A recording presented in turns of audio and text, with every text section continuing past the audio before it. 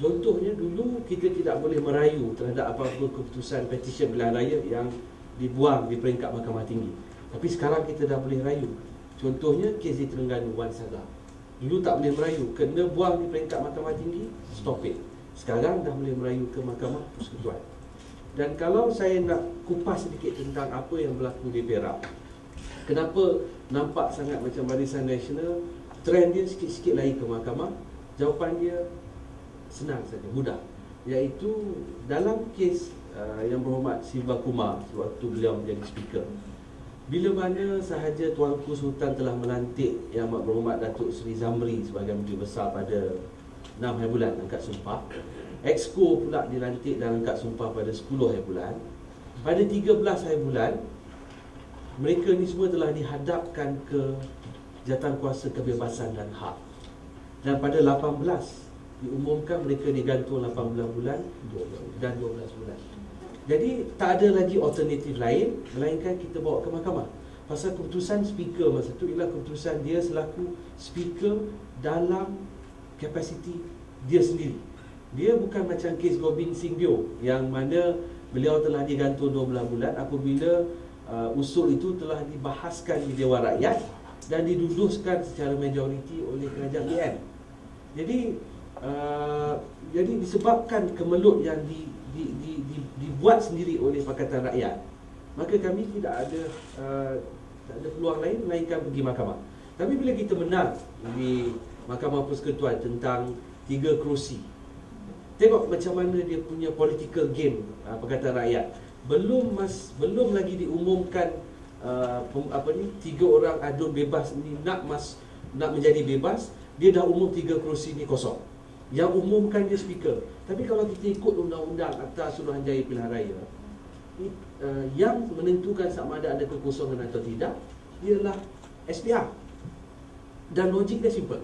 Kalau speaker kita bagi that power dengan izin, then speaker is in fact powerful than Sultan, because dia boleh umum dan sebagainya.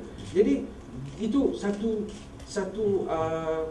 perlakuan yang dia nak jam kita. Kalau dalam bahasa undang-undang dia panggil fait accompli.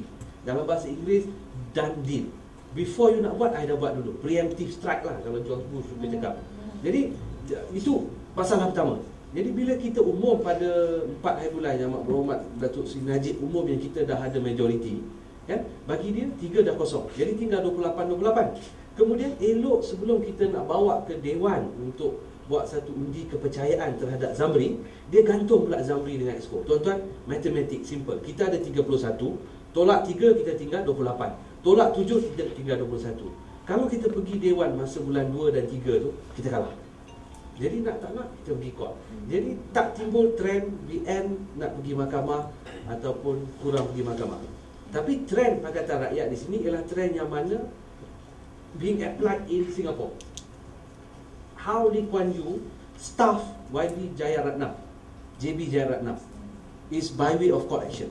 And that particular modus operandi is not being applied here. DAP. Dia akan buat apa saja to keep you occupied dengan court battle, so that you don't have time to even go and concentrate on governing, menguruskan sebagai kerajaan. So trend saya di sini ialah masalah persepsi. Kami menang, mahkamah tak adil. Dia menang, suara rakyat. Itu saja. Jadi memang politik is about perception, ya. Itu yang biasa disebut-sebut. Persepsi ni memainkan peranan yang sangat penting.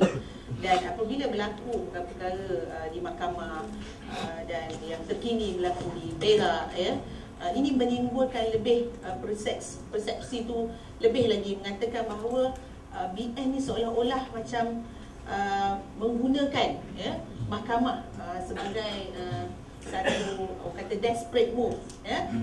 Dan ini diwar-warkan dalam media baru kita yang menjadi trend masa kini, ya. Dan soalan saya untuk Profesor, sebelum kita masuk kepada persepsi dan seterusnya tentang peranan media baru ni nanti, ya, saya cuma nak minta Profesor jelaskan kerana interest Profesor tadi dalam orang Melayu ni, ya. Jadi trend ni menunjukkan juga penolakan kepada BN ni oleh pengundi bukan Melayu, ya.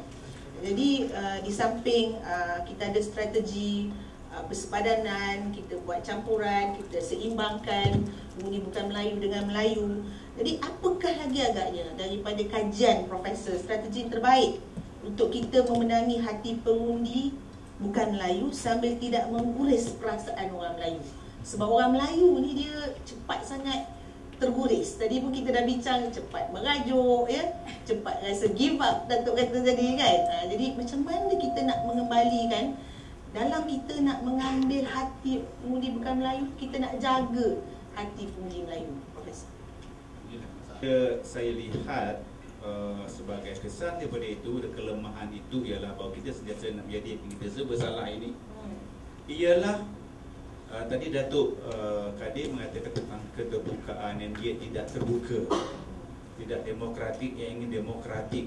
Ada satu trend juga yang menarik hati kita, yang orang tidak faham pada masa sebelum pilihan raya itu. Bertahun sebenarnya, bertahun, bukan baru ya.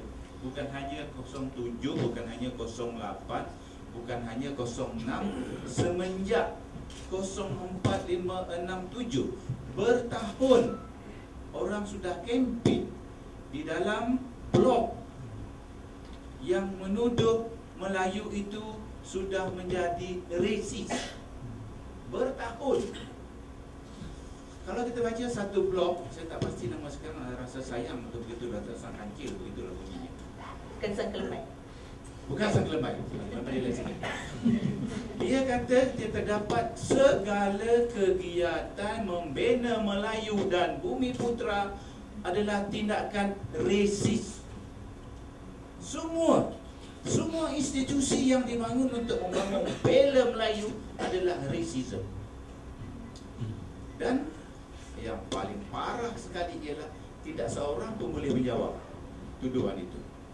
Dan itulah kelemahan UMNO paling besar sampai sekarang. Dia belum dapat seize the imagination orang, menguasai daya hayal orang. Satu lagi dah mula melakukan, insyaAllah, untuk seize the imagination sehingga orang lain menguasai pemikiran. Setiap kali dia tuduh UMNO tu racist, chauvinis dan sebagainya, tidak jawab. Tidak ada setiap kali orang menuduh UMNO itu sebagai ketuhanan Melayu, tak dijawab. Disuruh kita yang tak ada sebab yang kita yang nak menjadi menahan dekat UMNO. Jadi masalah UMNO lah tu. Jadi kita tidak menguasai pemikiran orang yang mengundi untuk berharap kepada kita. Kunci situ. Terima kasih Profesor. Ini memang teringat persepsi tadi juga adalah harapan, ya. Maknanya kita tidak dapat menguasai harapan rakyat dan pengundi.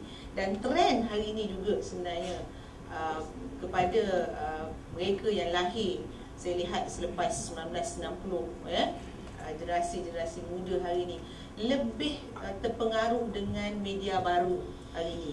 Mereka tidak lagi mempercayai media utama, ya, media cetak, saluran-saluran TV kita. Sebaliknya pada mereka blog, kita ramai bloggers kita, ya, apa yang diperkatakan di dalam blog, apa yang dibincangkan di dalam Facebook dan sebagainya adalah satu perkara yang lebih mempengaruhi mereka, ya. Dan ini juga seperti mana yang kita amati, masih juga menjadi satu ketinggalan sebenarnya kepada UMNO yang kita perlu akui. Dan Datuk sebagai seorang bloggers, ya, apakah Datuk melihat kekuatan media baru ini adakah ianya sangat mempengaruhi keputusan-keputusan pilihan raya kecil kita yang baru-baru ini? Datuk Muslim Majlis, sebelum saya jawab, saya nak campur tangan sikit atau nak tambah apa yang Profesor kata tadi. Saya rasa tugas utama UMNO ialah mengubati hati orang Melayu. Kalau hati orang Melayu tidak terubat,